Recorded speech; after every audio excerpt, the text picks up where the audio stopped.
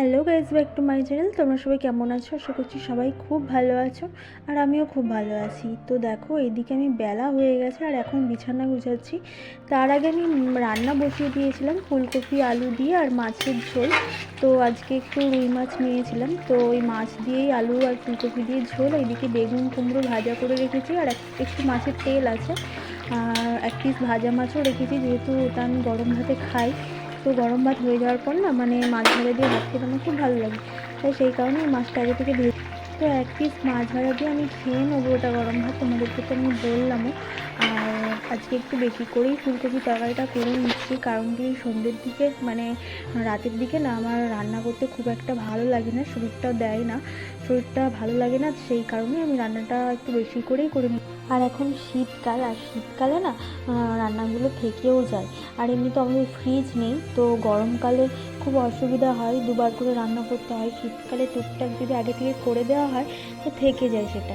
আর এদিকে আমি রান্না বসিয়ে দিয়ে ঝোলটা ঝেড়ে নিচ্ছি। প্রায় এক সপ্তাহ আগে আমি ঝেড়েছিলাম, তারপর ভাবলাম যে আর একটুখানি পরিষ্কার করেই নিই, নাহলে এই ঝোল থেকেই না খুব মাকড়সা হতে থাকে, মাকড়সাগুলো ঘরেও ঢুকবে।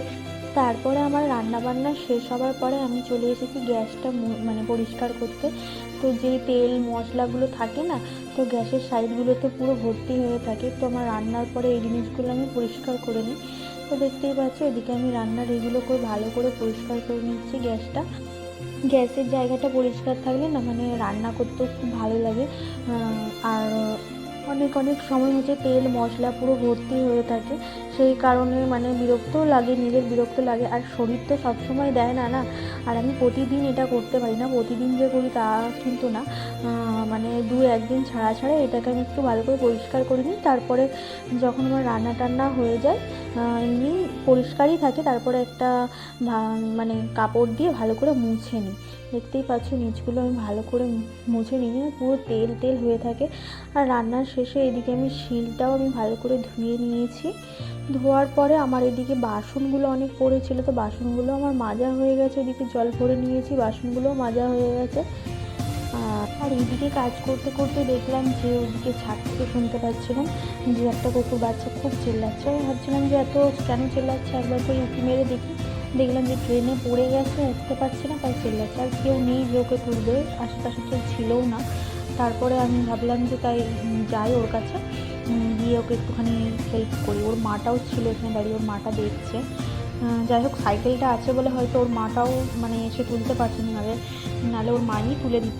অনেকক্ষণ থেকেই চেল্লাচ্ছে, অনেকক্ষণ থেকেই মানে কি বলবো, খুব কষ্ট পাচ্ছিল, সাইডে কেউ নেই, না হলে তুলে দিত ওকে।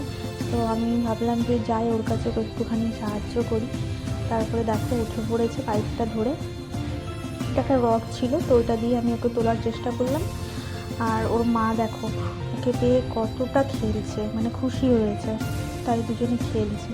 ওই দেখো আরও দুটো বাচ্চা আছে, কিন্তু ওর যে বাচ্চাটা জলে পড়ে গেছিলো ওর জন্যই এখানে ওর মাটা ওয়েট করছিল।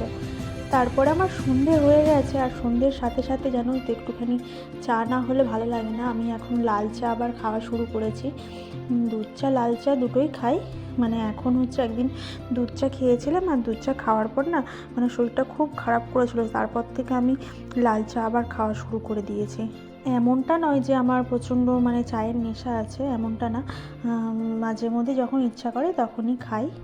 আজকের ভিডিওটা এই চা খেতে খেতেই তোমাদের সাথে আমি শেষ করলাম। তো ভিডিওটা ভালো লাগলে like comment share and subscribe করতে ভুলবে না।